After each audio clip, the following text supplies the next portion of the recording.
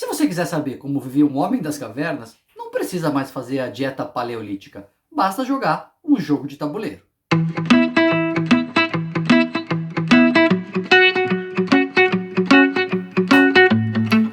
Cumprindo a promessa que eu fiz para vocês, hoje eu vou ensinar um jogo intermediário. Eu ensinei um jogo muito complexo, maravilhoso, que eu adoro, chamado Alquimistas. Tem aqui o link para você assistir a descrição desse jogo, que é assim, muito legal, mas é muito complexo para alguém que já está mais acostumado com jogos.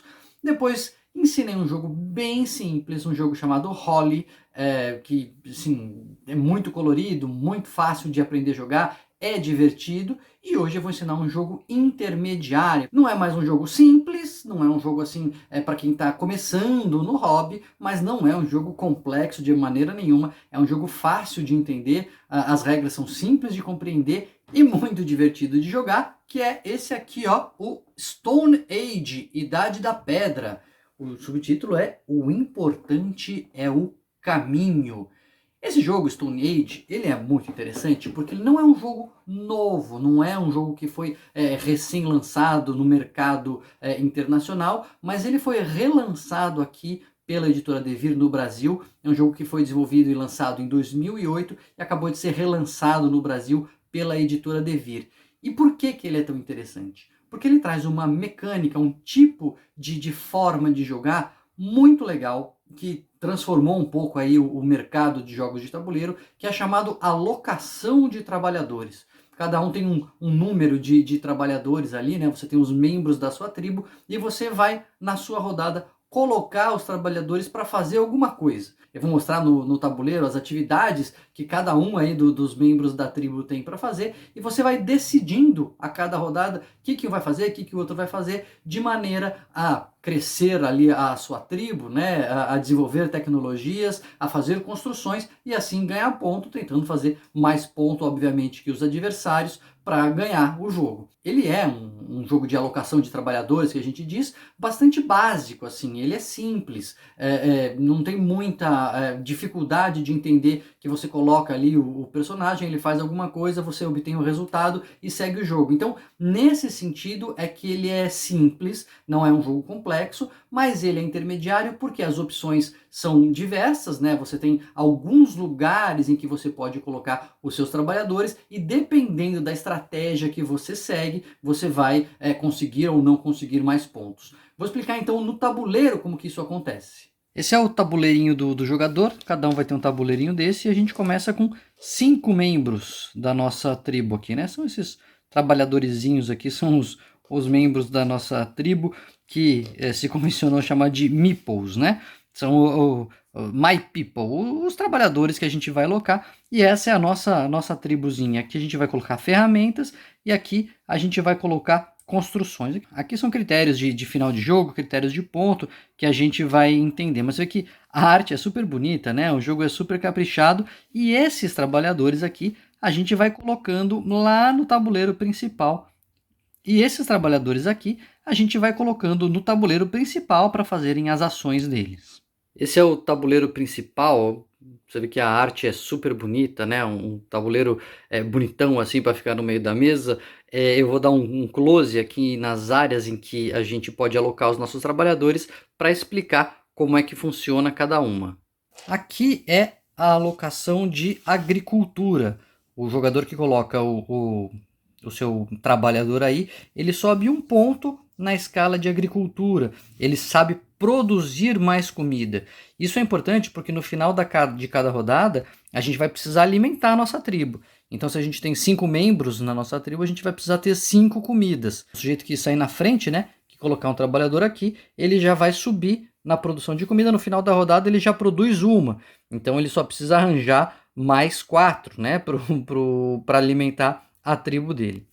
Aqui, olha que legal essa cabaninha, né? Só tem espaço para 2 pessoas, né? Para 2 jogadores. Tem que colocar os 2 de uma vez. E adivinha aqui que 2 pessoas fazem numa cabaninha, né? Exatamente. Esse aqui é o local em que você aloca os seus trabalhadores para conseguir mais um membro da sua tribo. E você vai ver que é importante ter mais gente na tribo, porque mais gente para trabalhar, mais gente para desenvolver as coisas. E então, quando você terminar essa rodada, você vai ter 6 membros na tribo, se você tiver alocado um trabalhador ali. Aqui esse galpão é o setor de ferramentas, né? Você vê que também só um jogador por rodada pode colocar ali o seu trabalhador, mas o jogador que colocar ali, ele vai ganhar uma ferramenta. Primeiro um, depois dois, três e assim por diante. A ferramenta é importante porque ela melhora o resultado do seu dado. Então, se você tira 3 no dado e gasta uma ferramenta, esse número pode virar 4 e a gente vai ver que isso faz muita diferença na hora de você caçar ou de conseguir recursos. Aqui é a área de caça. Né? Você vê que o círculo é grande aqui porque não tem limite de jogadores, todo mundo pode colocar quantos trabalhadores quiserem aí. Quando você vai na área de caça, você joga um dado para cada trabalhador que você tiver colocado. Então, você colocou 3 membros da sua tribo aí, você vai jogar 3 dados.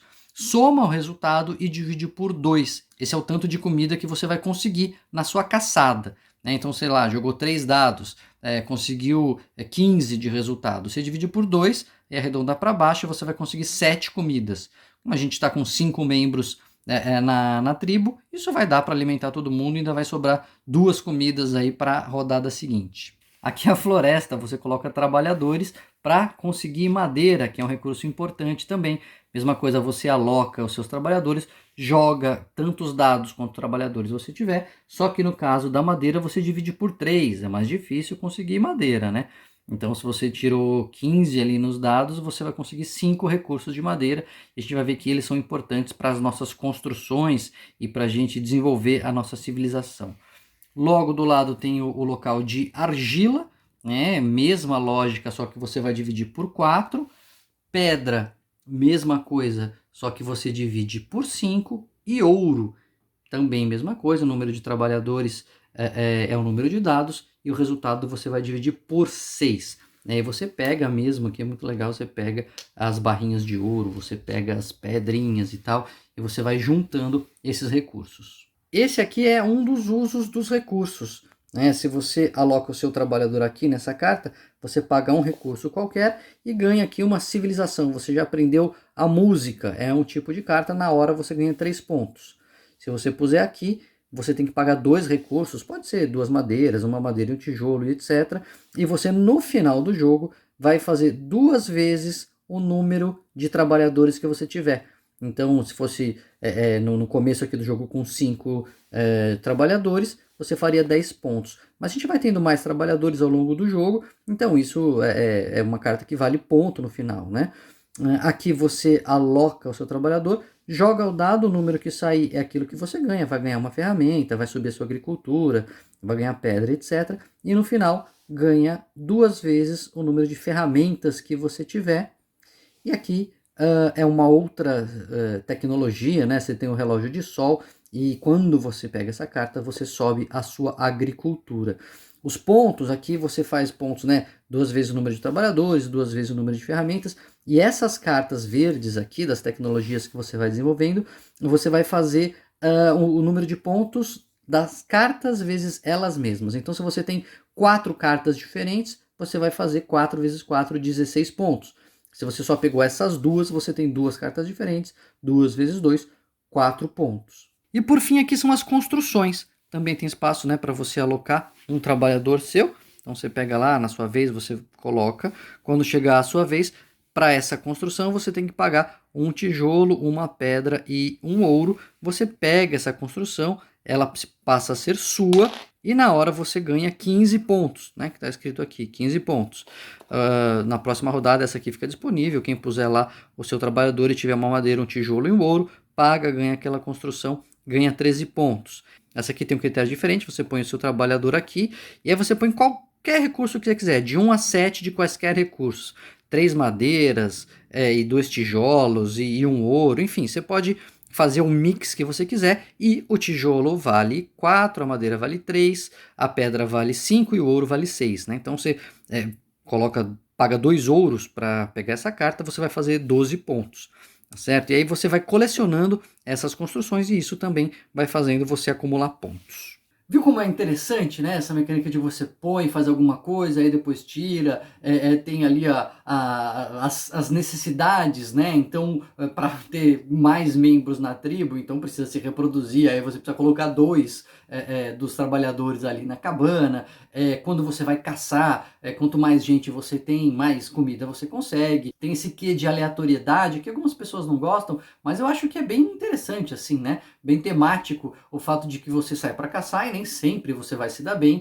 E obviamente caçar é mais fácil do que conseguir ouro. Então o ouro você vai dividir por 6 o resultado dos dados, caçar você vai dividir só por 2 e vai conseguindo os recursos e aí desenvolvendo as suas tecnologias e assim ganhando pontos, fazendo as suas construções e com isso também ganhando pontos e fazendo ali coleções de itens diferentes, né? Como se fosse assim a sociedade que evoluir mais, ela fica na frente e aí então você é o vencedor. É um mecanismo que a gente chama de temático, né? Ele te coloca ali um pouco na vivência daquela situação, da aleatoriedade, de ter que juntar recursos, de os recursos serem escassos, você tem que aprender algumas coisas, então você tem que ir tendo mais comida, desenvolvendo agricultura para que a sua tribo não passe fome. Então ele tem um pouco essa coisa temática, mas também bastante estratégico, né, para você escolher os seus caminhos, mas sem dúvida nenhuma um jogo simples de você entender, né, logo no começo você consegue já sair jogando. Lógico que para jogar bem,